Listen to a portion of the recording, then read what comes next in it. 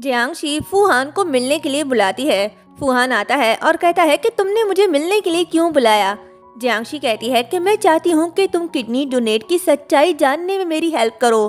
फूहान कहता है कि क्या तुम क्यूरियस नहीं हो कि इसके बदले मैं क्या कंडीशन रखूंगा। जियांगशी कहती है कि तुम्हारी जो भी शर्त हो मुझे मंजूर है।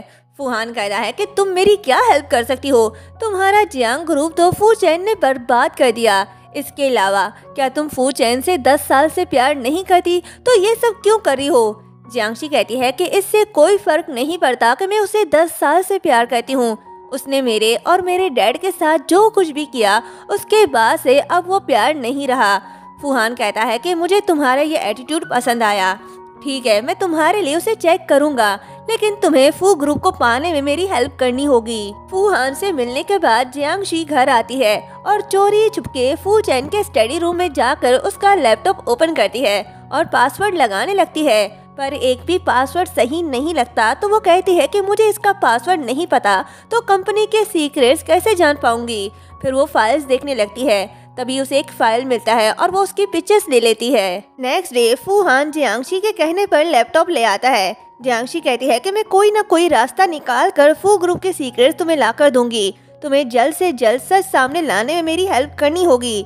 फूहान उससे इम्प्रेस्ड हो जाता है और कहता है कि फू चैन तुम्हारे लिए अच्छा नहीं है, तुम मेरे पास क्यों नहीं आ जाती। जियांगशी कहती है कि हमारे बीच सिर्फ कोऑपरेटिव रिलेशनशिप है। फूहान कहता है कि फू चैन अंधा है जो तुम्हारी अच्छाई नहीं देख पा रहा, लेकिन मैं डिफरेंट हूँ, मुझे तुम्हारे लिए बुरा फील हो रहा है। जियांगशी कहती है कि मैं अभी भी फू चैन की वाइफ हूँ, अगर उसे ये पता चल गया तो अंजाम भुगतने के लिए तैयार रहना। अगर तुम सच में मेरे लिए सॉरी फील करते हो तो फिर कभी ऐसी हरकत मत करना। जियांगशी लैपटॉप ओपन करके किसी से चैट पर बात कर रही होती है। ये वही लोग होते हैं जो फू चैन के साथ कॉन्ट्रैक्ट करने वाले थे, पर जियांगशी उनके साथ कोऑपरेशन करने के लिए मान जाती है और ये भी कहती है कि वो उनके सामने कभी नहीं आएगी, जो भी बात होगी ईमेल पर होगी। डीलर मान जाता है। कॉन्ट्रैक्ट कैंसिल होने और फू ग्रुप के सीक्रेट्स लीक होने पर फू चैन गुस्सा होता है और कहता है कि ये वही है जो शुरू से हमारे कॉन्ट्रैक्ट में रुकावट डाल रहा है, लेकिन इस बार इसने हद कर दी।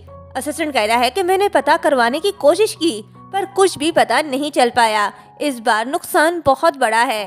फू चैन कहता है कि पता करो कि वो कौन है, मैं देखना चाहता हूँ कि वो कौन है जिसने मुझसे उलझने की हिम्मत की। असिस्टेंट कहता है कि मैंने पहले ही उसे ढूंढने की कोशिश की और उसे कोऑपरेशन करने की बात की, पर कोई फायदा नहीं हुआ।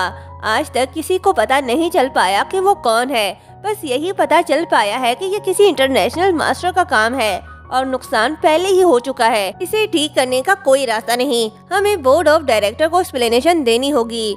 फू चैन कहता है कि पैसों का लालच देकर उनका मुंह बंद करवाओ और कंपनी के सीक्रेट डॉक्यूमेंट्स को रिकवर करवाओ। जियांगशी फूहान को मैसेज करती है कि तुम्हें मेरे लिए जो चेक करना था वो कैसा चल रहा है। फूहान रिप्लाई देता है कि मैं किसी भी समय तुम्हारे लिए सच का पता लगा सकता हूँ, तुम मुझे वो इन्फॉर्मेशन कब दोगी जो मैं चाहता हूँ। तभी फू चैन आता है तो जियांगशी लैपटॉप पिल्लो के नीचे छुपा कर बुक रीड करने लगती है। फू चैन कहता है कि मैंने सुना है तुम हर वक्त रूम में ही रहती हो। जियांगशी रूडली जवाब देती है कि मेरी तबीयत ठीक नहीं। तभी फू चैन उससे बुक छीन कर फेंक देता है और कहता है कि ये मत सोचो कि उस रात के बाद से तुम मिसेस फू बन जाओगी। जियांगशी कहती है कि उस रात तुम नशे में थे, लेकिन तुम उस लड़की के पास क्यों आए जिससे तुम नफरत करते हो, यांगजी के पास क्यों नहीं गए, क्या तुम्हें मुझसे प्यार हो गया है। ये सुनकर फू चैन उसे बुली करके कहता है कि मैं तुम जैसी कैरेक्टरलेस लड़की से प्यार नहीं करता, मैं जियांगशी के पास इसलिए नहीं गया क्योंकि उसकी हेल्थ ठीक नहीं, और वैसे भी तुम मेरे लिए एक टूल हो। नेक्स्ट डे फूहान डॉक्टर ली को मिलने के लिए बुलाता है और कहता है कि घबराओ नहीं, मैं तुमसे बस कुछ सवाल पूछूंगा। डॉक्टर ली कहता है कि तुम क्या जानना चाहते हो। फूहान कहता है कि मैंने सुना है तुम बहुत फेमस किडनी ट्रांसप्लांट सर्जन हो, मैं ये जानना चाहता हूँ कि मेरे भाई फू चैन की किडनी ट्रांसप्लांट सर्जरी भी तुमने की थी। डॉक्टर ली कहता है कि मैंने बहुत सी सर्जरीज की हैं, मुझे बिल्कुल भी याद नहीं, हॉस्पिटल जाकर सर्जरी रिकॉर्ड चेक करके आपको बता दूंगा। फूहान कहता है कि क्या रिकॉर्ड को चेंज किया जा सकता है। तभी वहाँ जियांगशी आती है और कहती है कि फूहान तुम यहाँ कैसे, और फिर डॉक्टर ली को देखकर कहती है कि ये वही डॉक्टर है जिसने फू चैन की सर्जरी की थी, ये यहाँ कैसे, क्या तुम बीमार हो।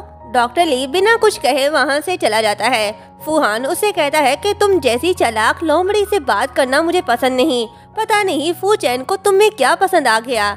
ये कहते ही उसे पुश करके चला जाता है। डॉक्टर ली जा रहा होता है, तभी यांग जी उसका रास्ता रोकती है और क्रेडिट कार्ड देकर कहती है कि इस कार्ड में 1 मिलियन है, तुम जानते हो क्या करना है। डॉक्टर ली कहता है कि मैंने तुम्हारे कहने पर मेडिकल रिकॉर्ड चेंज किए और इस बात को राज भी रखा। अब कोई मुझसे पूछताछ कर रहा है और मेरी जांच भी कर रहा है। मैं अब इसे और छुपाना नहीं चाहता। यांग जी कहती है कि तुम पहले ही मुझसे प्रॉमिस कर चुके हो और वैसे भी मैंने तुम्हें इस काम के मुंह मांगी कीमत दी है, तो तुम अब पीछे नहीं हट सकते।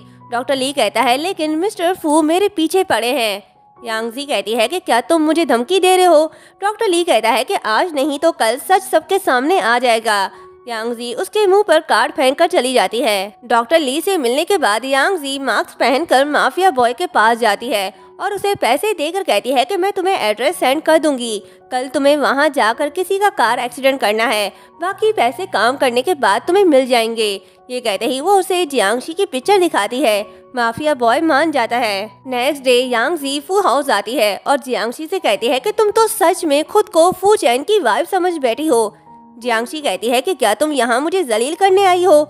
यांग जी कहती है कि क्या तुम क्यूरियस नहीं हो कि फू चैन मुझसे इतना प्यार क्यों करता है और क्या तुम अंकल के बारे में भूल गई। जियांगशी कहती है कि तुम क्या जानती हो। यांग जी उसे एक पेपर देती है जिसमें एड्रेस लिखा होता है। वो उसे कहती है कि अगर तुम जानना चाहती हो तो कल इस जगह चली जाना, तुम्हें तुम्हारे सारे सवालों का जवाब मिल जाएगा। उसके बाद जियांगशी रूम में होती है, तभी दरवाजे पर फूहान आता है। जियांगशी उसके पास जाती है और कहती है कि तुम इतनी रात को यहाँ क्या करे हो।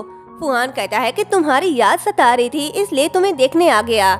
ये सुनकर जियांगशी दरवाजा बंद करने लगती है तो फूहान उसे रोकता है। जियांगशी कहती है कि तुम्हें मेरे लिए सच जानने की जरूरत नहीं, मैं खुद इन्वेस्टिगेट कर लूंगी। फूहान कहता है क्यों, तुम फू चैन के लिए अब पीछे हट रही हो। जियांगशी कहती है ऐसी कोई बात नहीं, एनीवे मुझे तुम्हारी अब कोई जरूरत नहीं, मैं खुद सच का पता लगा लूंगी।